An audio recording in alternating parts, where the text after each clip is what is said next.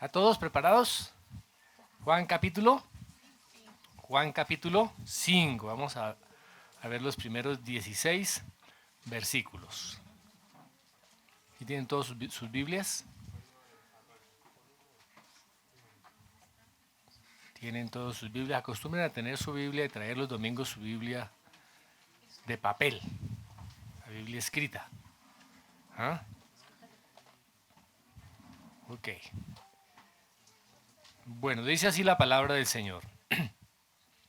Después de estas cosas había una fiesta de los judíos, y subió Jesús a Jerusalén. Y hay en Jerusalén, cerca de la puerta de las ovejas, un estanque llamado en hebreo Betesda, el cual tiene 5 pórticos.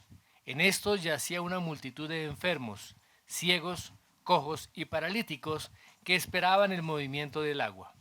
Porque un ángel descendía de tiempo en tiempo al estanque y agitaba el agua, y el que primero descendía al estanque después del movimiento del agua quedaba sano de cualquier enfermedad que tuviese. Y había allí un hombre que hacía 38 años, que estaba enfermo. Cuando Jesús lo vio acostado, supo que llevaba ya mucho tiempo así. Le dijo: ¿quieres ser sano? Señor, respondió el enfermo, yo no tengo quien me meta en el estanque cuando se agite el agua. Y entre tanto que yo voy, otro desciende antes que yo. Jesús le dijo: levántate, toma tu lecho y anda. Y al instante aquel hombre fue sanado y tomó su lecho y anduvo. Y era día de reposo aquel día. Entonces los judíos dijeron a aquel que había sido sanado: es día de reposo, no te es lícito llevar tu lecho.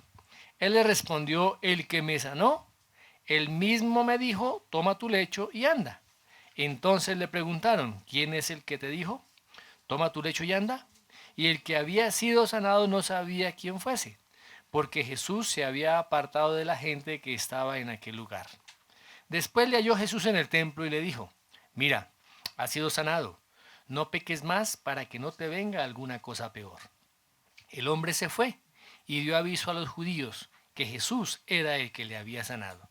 Y por esta causa los judíos perseguían a Jesús y procuraban matarle, porque hacía estas cosas en el día de reposo. Señor, te damos gracias por tu preciosa y poderosa palabra. Rogamos que nuestro entendimiento sea iluminado por la luz de tu Evangelio, por la obra de tu Espíritu Santo en cada uno de nosotros. Danos la capacidad para poder entender, comprender y que estas palabras sean escritas en nuestro corazón. Te damos gracias en el nombre de Jesús. Amén. Amén. Muy bien. El ministerio que el Señor Jesucristo realizó, estando Él aquí en la tierra durante 3 años y medio, que fue ese tiempo más o menos del ministerio, fue rodeado, lleno de señales, de milagros, que dieron testimonio de que el Señor Jesucristo era el Hijo de Dios, era el Mesías. O sea, todo lo que Él estaba haciendo estaba dando autenticación de que Él era el Mesías. Él manifestó su compasión, manifestó su gracia hacia los que estaban enfermos, hacia las personas que estaban sufriendo. Y durante su ministerio, Él sanó a muchísimos enfermos, resucitó muertos, liberó a muchos endemoniados, alimentó a grandes multitudes y estuvo con la autoridad de Dios enseñando acerca de el reino de Dios, del reino de los cielos. Y fijémonos la diferencia como enseñaban los fariseos, ¿no?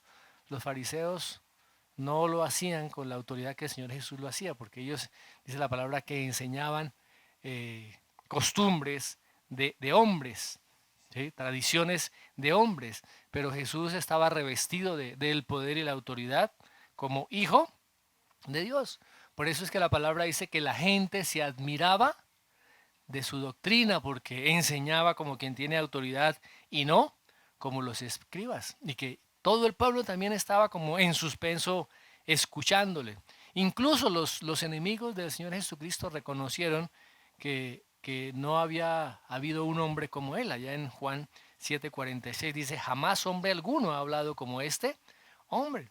Ahora el pueblo estaba pues emocionado por los milagros, por las señales que él estaba haciendo y por esa predicación poderosa que el Señor Jesús hacía. Y dice la palabra que le siguió mucha gente, gente de Galilea, gente de Decápolis, gente de Jerusalén, gente de Judea y también del otro lado del Jordán. ¿Mm? Después del Sermón del Monte, muchísima gente también le siguió. Ahora, eh, en otra ocasión el Señor Jesús estaba también predicando y fue tanta la gente que él tuvo que subirse en una barca y enseñar desde la barca a toda la gente que estaba en tierra y en la playa. Y poco a poco fue aumentando la gente que lo seguía. La palabra después dice que grandes multitudes lo seguían, grandes multitudes lo perseguían. ¿Y qué hacía él?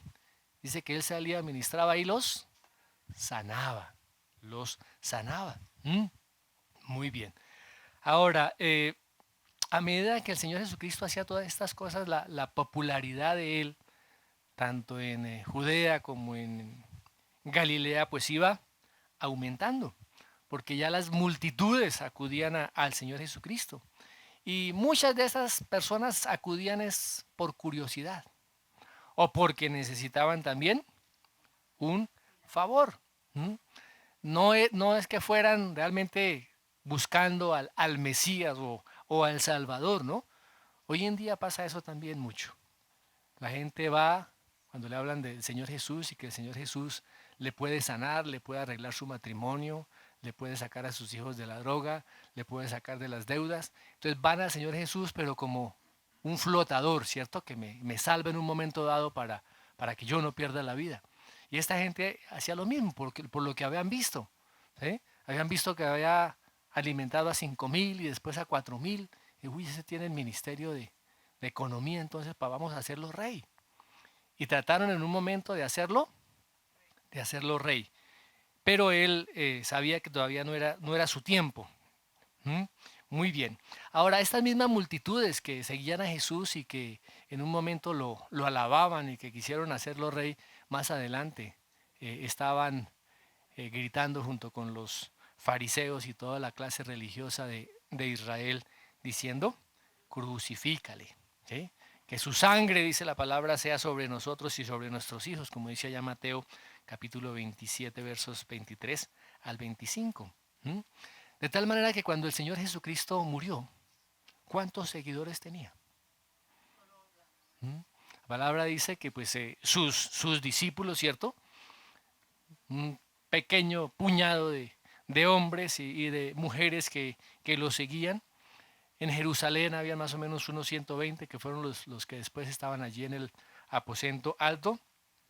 Y habla también de unos 500 seguidores firmes en Galilea. Muy bien. Ahora, en la medida que el ministerio de Jesús crecía y la popularidad del Señor se extendía por toda Judea, por toda Galilea, por Samaria, también la oposición comenzó a crecer. Y vemos vez tras vez en los evangelios, tanto en los sinópticos como en los de Juan, cómo la oposición por parte de la clase religiosa de Israel se incrementaba cada vez más. Y en varias ocasiones intentaron arrestarlo para llevarlo ante las autoridades. Ahora, fijémonos que el apóstol Juan resume ese rechazo que tuvo el pueblo de Israel de su Mesías. Está allá en Juan capítulo 1, verso 11, como ya lo vimos anteriormente. Dice, a lo suyo vino y los suyos no le recibieron. ¿No? ¿Por qué los suyos no lo recibieron? ¿Por qué toda el pueblo judío fueron hostiles, rechazaron al Señor Jesucristo? Ellos vivían prácticamente en un legalismo y en un legalismo hipócrita. ¿Mm? Estaban equivocados en cuanto a la misión que el Señor Jesús venía a realizar. El pueblo de Israel estaba buscando a un Mesías que fuera un Mesías político, un Mesías militar que los librara del yugo de los romanos. ¿Mm?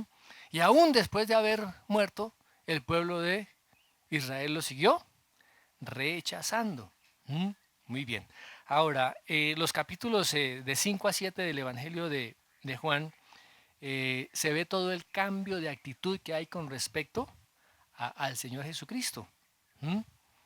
El capítulo 5, 6 y 7 muestran ese rechazo directo de los judíos hacia el Señor Jesucristo.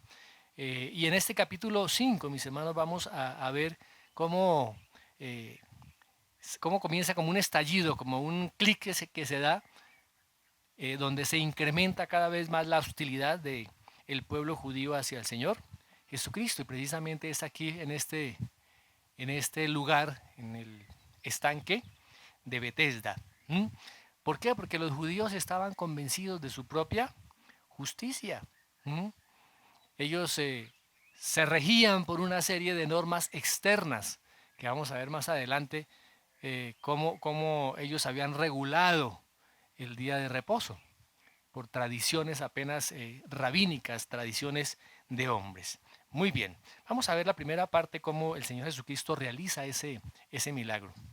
Dice, después de estas cosas había una fiesta de los judíos y subió Jesús a Jerusalén. Y hay en Jerusalén, cerca de la puerta de las ovejas, un estanque llamado en hebreo Betesda, el cual tiene 5 pórticos.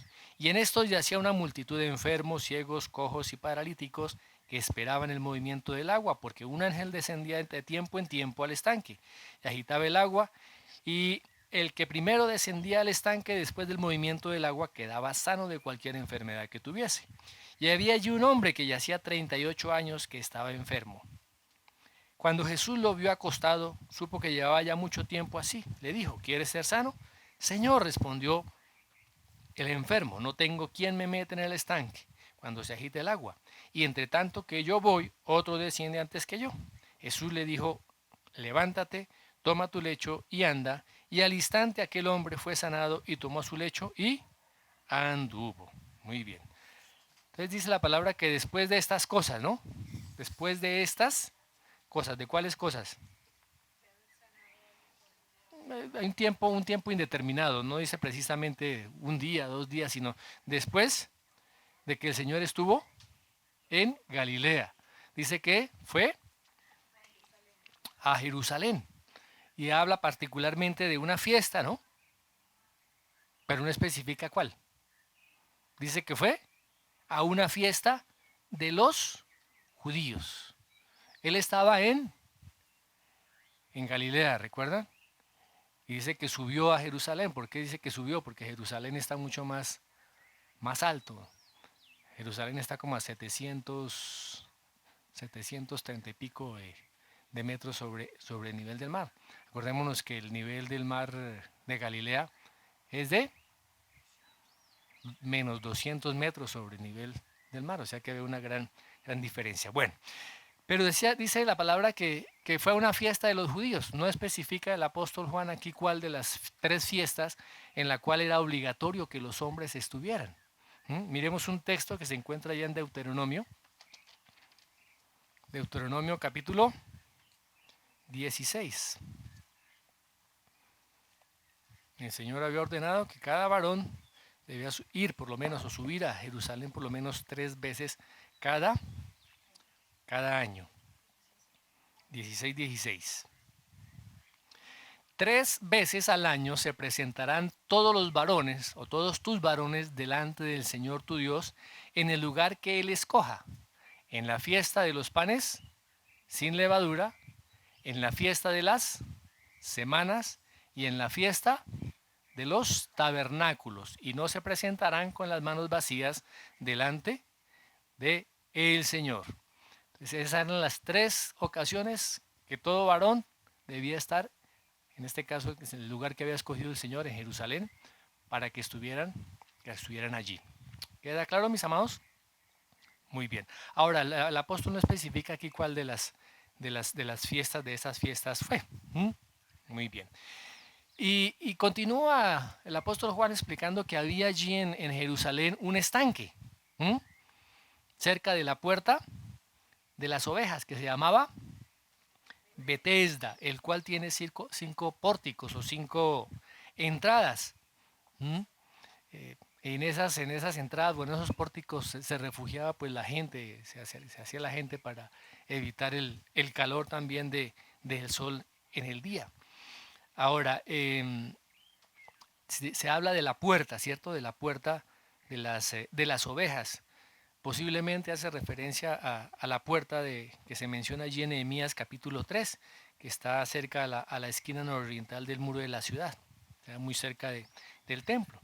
Ahora, la palabra Betesda dice ahí que es una transliteración del hebreo, ¿no?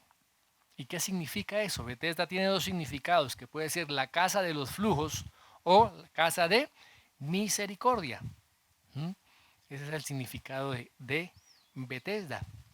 Ahora, parece que esta fuente se alimentaba de una fuente, por decirlo así, intermitente de agua. O sea, era un estanque que se alimentaba de una fuente. Y algunos historiadores dicen que tenía, el color de esta agua era un color rojizo por los minerales que contenía esta agua. Ahora, los manuscritos más antiguos del Evangelio de Juan eh, omiten o no está escrito la última parte del versículo 3 y todo el versículo 4. ¿Qué dice la última parte del versículo 3? ¿Qué dice? La última parte esperaba en el movimiento del agua. ¿Por qué? Versículo 4. Un ángel descendía. Ujú, muy bien. O sea, parece que esta última parte del versículo 3 y todo el versículo 4 lo añadieron posteriormente los traductores, ¿sí? Haciendo referencia a una tradición oral del pueblo de Israel, que creían que era un ángel el que movía las aguas. Así que por eso es que en algunas Biblias está marcado allá con a veces con número 1, le dicen esto no aparece en los textos originales. ¿Mm? Y el estilo de esos dos, de la última parte del versículo 3 y el 4 no corresponde absolutamente nada con la forma de escribir también del apóstol Juan, como lo mencionan algunos teólogos. Muy bien. Ahora, eh, dice la palabra que había allí un hombre, ¿no? Que hacía 38 años que estaba enfermo. No nos dice exactamente cuál era su enfermedad, ¿no? Pero estaba paralizado o demasiado incapacitado para poder moverse por sí mismo. Entonces tenían que moverlo. Y este hombre tenía una enfermedad pues incurable. Ya llevaba 38 años enfermo. Casi 4 décadas. Imagínense ustedes esa condición. ¿Mm? Y fue la oportunidad para el Señor Jesucristo mostrar su poder, ese poder que viene de Dios. ¿Qué hizo Jesús? Dice que él lo vio, que estaba allí postrado, que estaba allí acostado. ¿Y qué más? Y que él supo. Dios conoce las cosas. El Señor Jesucristo conocía las cosas de manera sobrenatural. Él conocía el corazón del hombre. Y él sabía que este hombre llevaba allí mucho tiempo. Y le hace una pregunta, ¿no? ¿Cuál es esa pregunta? ¿Quieres ser sano? Parece una pregunta como rara, como extraña, ¿cierto? A ver, ¿sí? Pero fijémonos que cada palabra del Señor Jesucristo tiene una dirección, un propósito particular, ¿no? Ahora, era llamar precisamente la atención de este hombre. ¿Mm? Llamar la atención de esto. ¿Cómo así? ¿Me están ofreciendo sanidad? ¿Mm? Y eso efectivamente fue lo que sucedió. Pero fijémonos que este hombre no captó, no entendió qué era lo que el Señor Jesucristo le estaba ofreciendo. ¿No? ¿Qué hizo este hombre? ¿Cómo responde este hombre que estaba allí postrado? Dice, Señor, no tengo quien me mete en el estanque cuando se agita el agua y entre tanto que yo voy, otro desciende antes que yo. ¿Eh? No sé si este hombre creería que era un ángel el que movía el agua, el que agitaba el agua, eh, o si creía que era el primero que iba a meterse allá después de que el agua se movía, el que era sanado. Independientemente de esas creencias, nunca había podido llegar de primeras al estanque. Nunca. Por eso estaba allí, postrado. Y tampoco pensó que el Señor Jesús, que estaba preguntándole si quería ser sano, podría curarlo. ¿Mm? ¿Por qué? Porque ni siquiera este hombre sabía quién era. El que estaba hablando con él no sabía quién era Jesús. Recordemos que más adelante dice, yo no sé, el que me sanó fue el que me dijo, toma tu lecho y anda. ¿Mm? Fíjense que la única preocupación de este hombre era poder buscar la forma de poder entrar en el estanque. De pronto él pensaría, no, pues este hombre me puede acompañar y en el momento en que se me va al agua, él va y me mete allí en el agua. Pero sin duda, mis amados, este hombre estaba totalmente equivocado. ¿Mm? Muy bien. Ahora, ¿qué hace el Señor Jesús? ¿Qué hace el Señor Jesús? Habla, ¿cierto? Habla a este hombre y le dice, levántate, toma tu lecho y anda. Fíjense que son tres verbos que están en forma imperativa, o sea, es una orden, ¿cierto? ¿Y qué sucede con este hombre? Inmediatamente se levanta, inmediatamente toma su estera, su lecho de paja, ¿cierto? Y, y comienza a andar. ¿Mm? Fíjese que de la misma forma como Dios habló desde el principio, que creó el cielo, que creó la tierra, habla. Y este hombre es sanado, es restaurado. ¿Mm? Dice que al instante aquel hombre fue sanado, tomó su lecho y anduvo. Tristemente, mis hermanos, hoy en día, una de los ganchos que quieren utilizar muchos de estos sanadores de la fe es que las personas no se sanan porque las personas no tienen fe. Ojo, que las personas no se sanan porque no tienen fe. Pregunto, aquí sería que este hombre tenía fe. ¿Tenía fe en el Señor Jesucristo? Ni siquiera lo conocía. Ni siquiera lo conocía. Entonces, ¿por qué?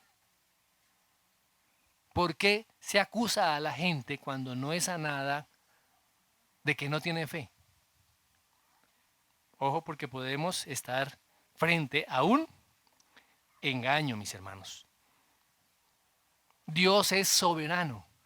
El Señor Jesucristo escogió a ese hombre que estaba allí postrado durante 38 años.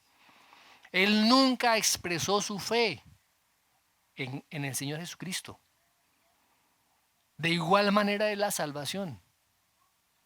Dios escoge soberanamente a los que Él quiere, no por sus obras. Allí había muchos enfermos, pero Él determinó sanar a este hombre que estaba allí postrado. La salvación es de la misma manera.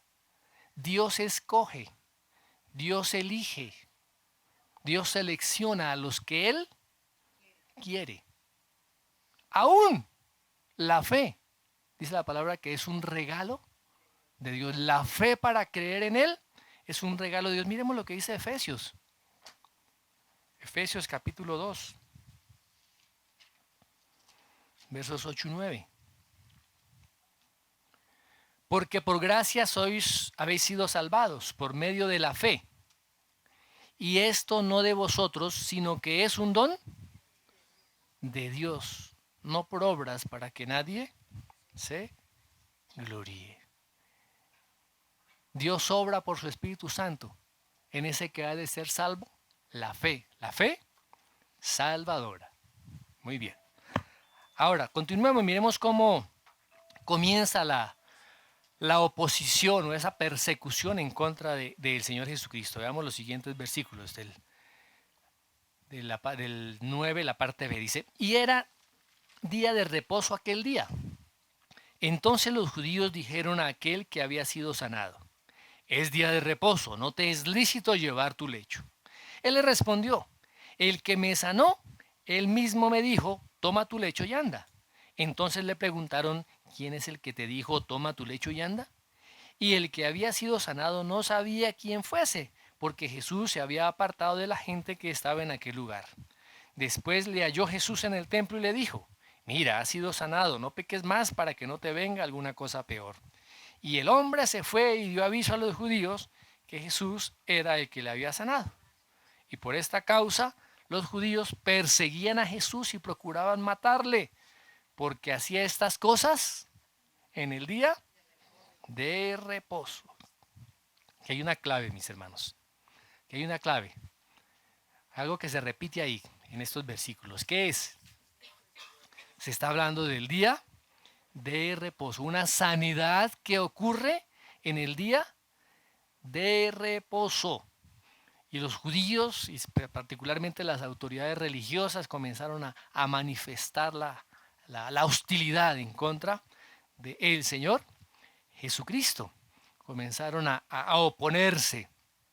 Muy bien. Ahora, podemos preguntarnos por qué el Señor Jesús no acató estas regulaciones del día de reposo. ¿Por qué? Porque eran regulaciones humanas. Eran regulaciones que habían sido establecidos por los rabinos, perdón. O sea, eran regulaciones rabínicas. ¿Mm? Y ese fue uno de los puntos más controversiales que el Señor Jesucristo tuvo con la clase religiosa. Ellos pusieron carga, los religiosos pusieron carga sobre el mismo pueblo, que eran estipulaciones de hombres, que eran mandamientos de hombres, mas no los mandamientos de Dios. En la Mishnah es un libro rabínico de esas regulaciones, no solamente con el día de reposo, sino de muchas otras actividades. Miremos lo que un teólogo que se llama Borchet dice, abro comillas, dice, el día de reposo se había vuelto un tema dominante de la vida judía. Era tan importante que una parte considerable de la Mishnah estaba dedicada a las reglas del día de reposo. De hecho, la obediencia al día de reposo se volvió escatológica, pues se creía, al menos mínimamente, que la venida del Mesías estaba ligada al cumplimiento perfecto del día de reposo. Entonces los judíos, con orientación al día de reposo, consideraban que los actos de Jesús eran diametralmente opuestos a las perspectivas de los rabinos, que probablemente habrían categorizado a Jesús como un libertario antinómico, o sea, en contra de la ley. No parecía estar preocupado con las reglas preciosas de los rabinos. No solo en Juan, sino en los sinópticos, se retrata la poca preocupación de Jesús por las tradiciones rabínicas relativas al día de reposo. Las reglas de los rabinos malinterpretaban el designio de Dios para el día de reposo. Este no era el medio para obtener la aprobación de Dios, como parecen haber sugerido los rabinos. El día de reposo era más que una simple regla para los humanos, era un regalo para ellos. Más importante aún, Jesús era el Señor del día de reposo. Por tanto, si alguien tenía el derecho de actuar en el día de reposo, era Jesús. Cierro comillas. Ahora, el Antiguo Testamento prohíbe trabajar en el día de reposo, ¿cierto? Pero no está especificando qué tipo de trabajo. ¿Mm? Se consideraba que el trabajo por el cual una persona se sustentaba, si la persona era carpintera, pues no debía hacer los trabajos de carpintería; si la persona era un albañil, pues no debía hacer los trabajos de albañilería, y así sucesivamente. Tanto en Nehemías como en Jeremías se dan algunas especificaciones con respecto a esto. Pero como digo, estos pasajes van orientados al trabajo particular de cada persona. O sea, al trabajo por el cual esta persona ganaba su sustento diario.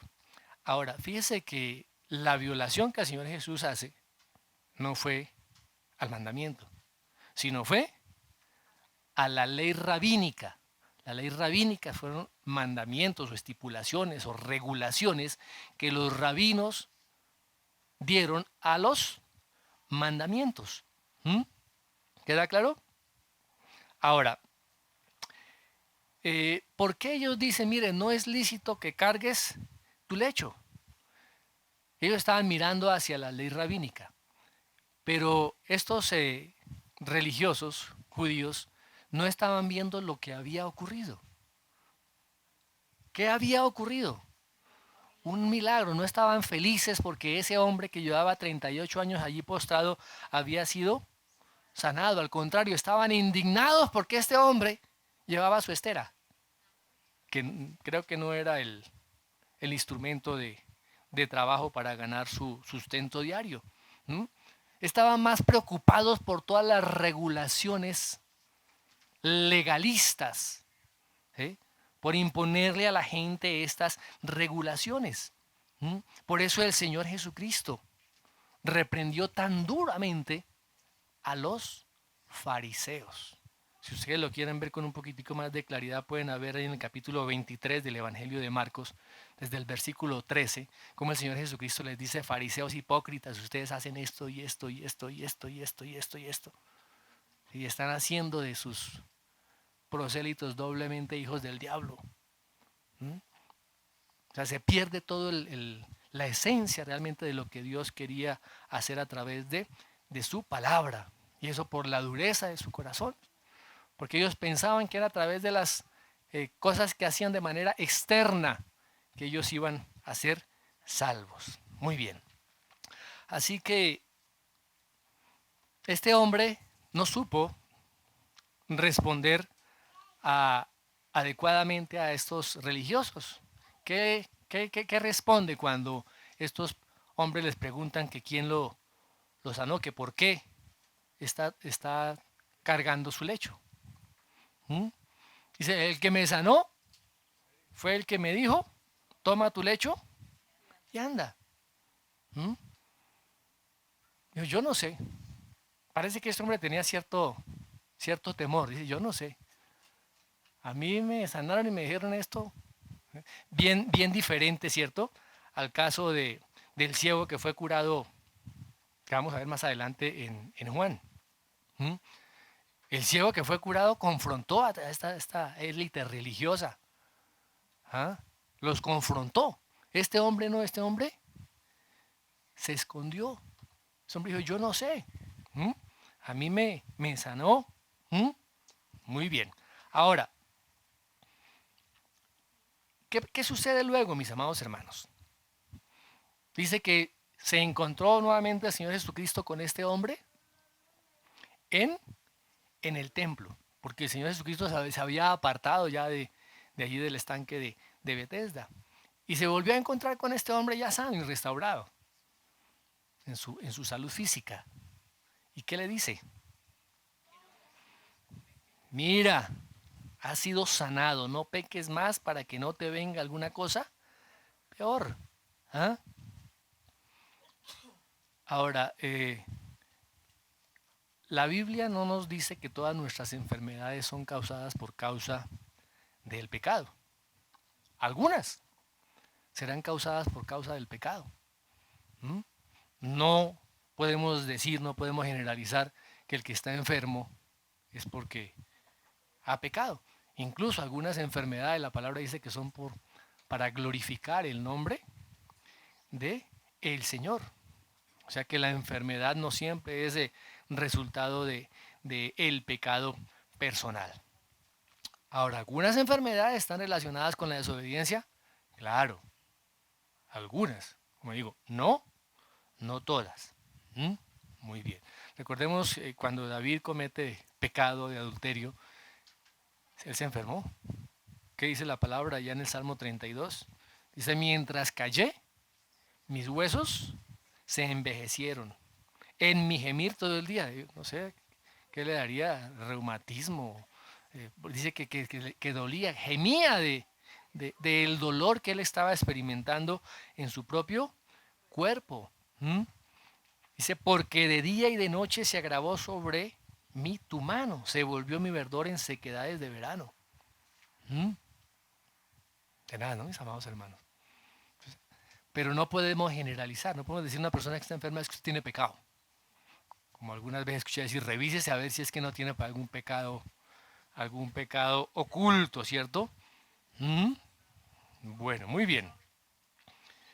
Ahora, miremos, mis hermanos, lo que dice allá Primera de Corintios 11:30.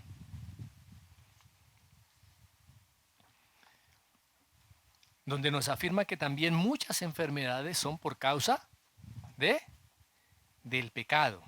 ¿Qué dice? Por esta razón hay muchos débiles y enfermos entre vosotros y muchos duermen. Están muertos. ¿Mm? Muy bien. Ahora, ¿cómo podemos entender entonces esta advertencia que el Señor Jesucristo hace a este hombre? ¿Mm? El Señor le dice, mire, si usted persiste en pecado, no sabemos cuál pecado era, ¿sí? Y le puede venir una cosa peor, una cosa mayor. Si insistía en su pecado, si no se arrepentía de su pecado, ¿cuál sería el destino de este hombre? ¿Cuál sería el destino? Si alguien no se arrepiente, ¿cuál es el destino? La muerte eterna, mis amados hermanos. El juicio eterno, el castigo eterno en el infierno. ¿Mm? ¿Y qué podemos pensar nosotros de este hombre? ¿Fue salvo o no fue salvo? ¿Qué piensan ustedes? ¿Ah? ¿Qué hizo? O podemos verlo por lo que el hombre hizo. ¿Ah? ¿Hizo caso? ¿Qué dice la palabra? Se fue y dio aviso a los judíos. Él estaba más preocupado por la clase religiosa que por el Señor Jesucristo. Se fue y dio aviso a los judíos de que Jesús era el que le había sanado. O sea, después de casi 40 años ahí postrado y es sanado, y va y señala delante de la clase religiosa al Señor Jesucristo. Fue más leal a la clase religiosa que al mismo Señor Jesucristo. ¿Mm?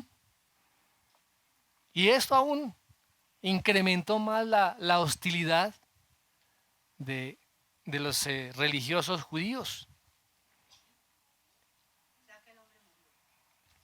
No saben, pues más adelante moriría.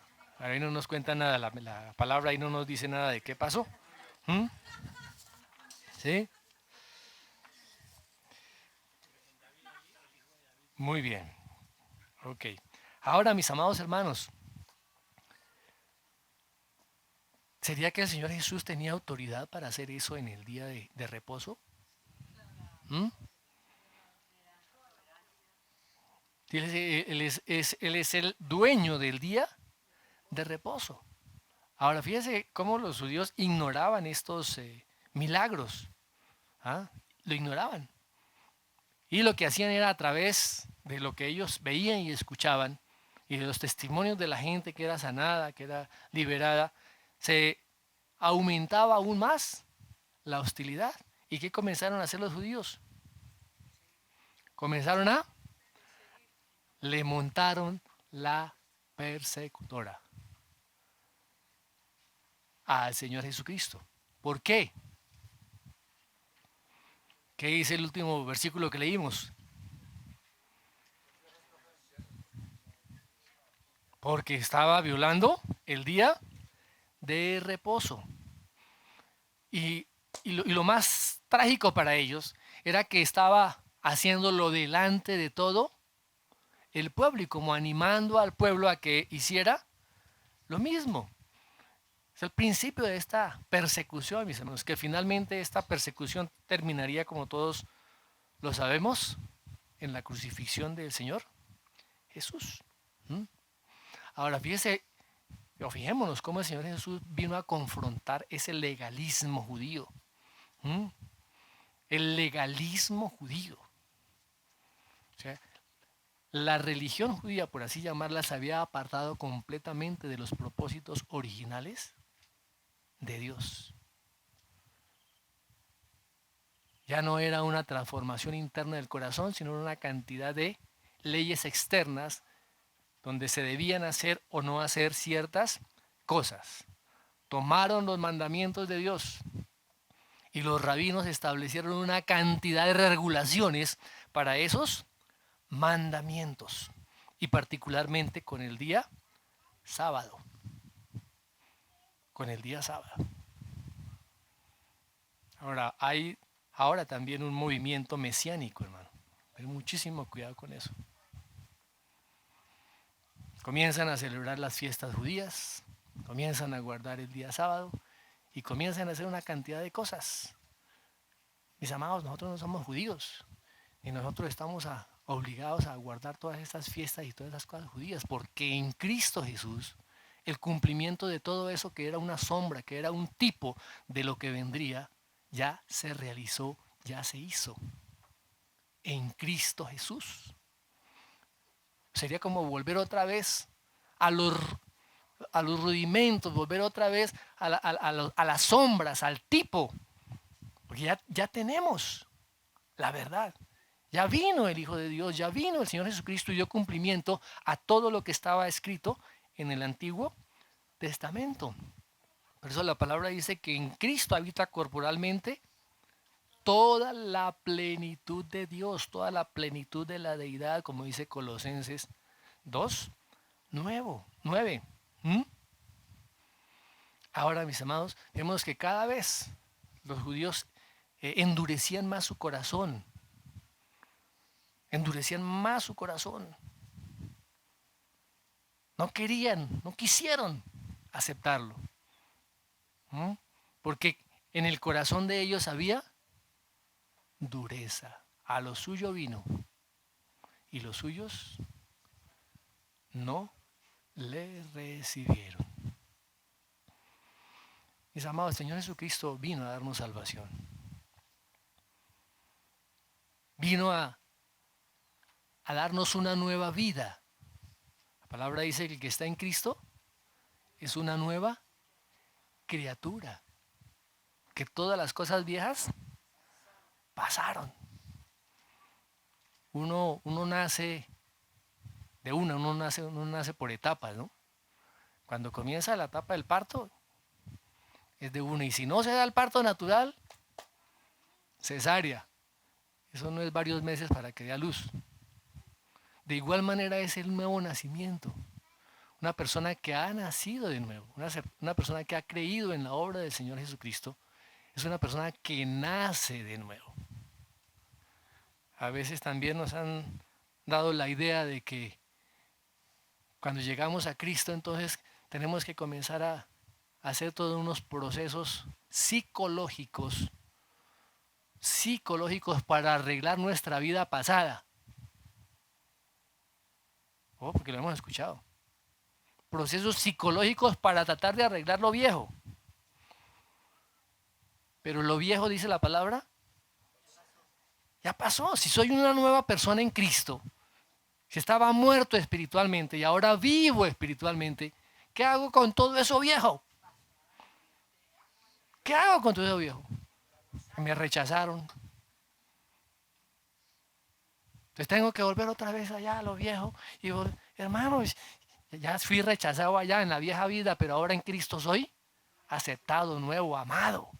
Todas las cosas tenemos que entenderlas a través de la palabra y no a través de la psicología ni a través del humanismo.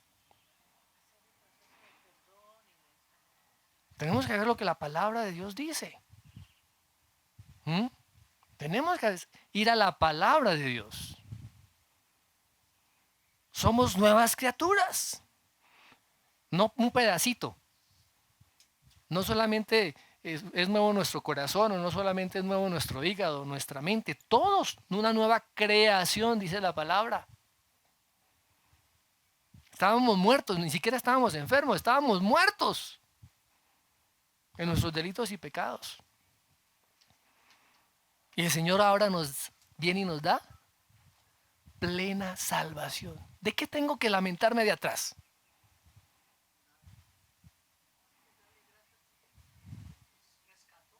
Sí, fui menospreciado, fui ultrajado, fui esto, fui lo otro, me hicieron, me dijeron, no tuve. ¿Y eso qué? ¿Eso no lo experimentó el Señor Jesucristo? ¿Y no pagó Él por nosotros en la cruz todo eso? Es lo que tenemos que entender, que la palabra del Señor dice. Y agarrarnos de esa palabra, querer esa palabra. Y que el Señor nos dé luz por el Evangelio, por su palabra, a cada uno de nosotros. He visto personas que se siguen lamentando después de no sé cuántos años en el cristianismo, que pues que no fui deseado. Y todavía siguen con ese lastre ahí. No ha entendido la palabra. No ha entendido la palabra. En Cristo soy nueva creación, soy nuevo.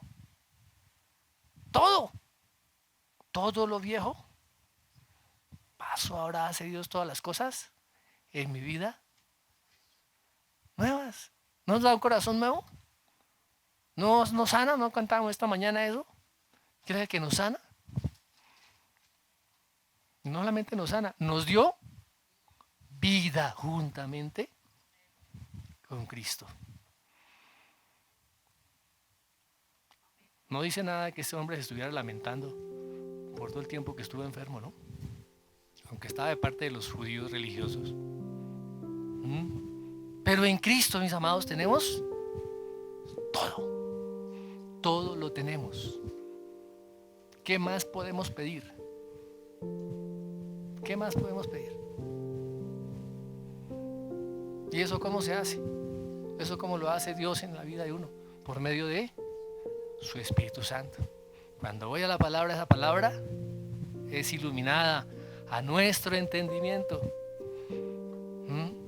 Y cuando yo entiendo que si fui rechazado de pequeño, ahora el Señor me ha aceptado, y lo dice Dios, ¿a quién le creo más? ¿A mi experiencia pasada o a lo que Dios dice que ahora soy? Amén. Amén. Padre, te damos gracias por tu preciosa palabra, porque tu palabra trae luz, claridad a nuestro entendimiento, y porque es la verdad, tú eres la verdad. Gracias que esta palabra sea escrita en nuestros corazones y que cada día podamos vivir en esa dimensión del Espíritu que tú nos has llamado a vivir, en la vida nueva. Gracias, Padre. Bendigo a tu iglesia, Padre, en el nombre precioso del Señor Jesucristo.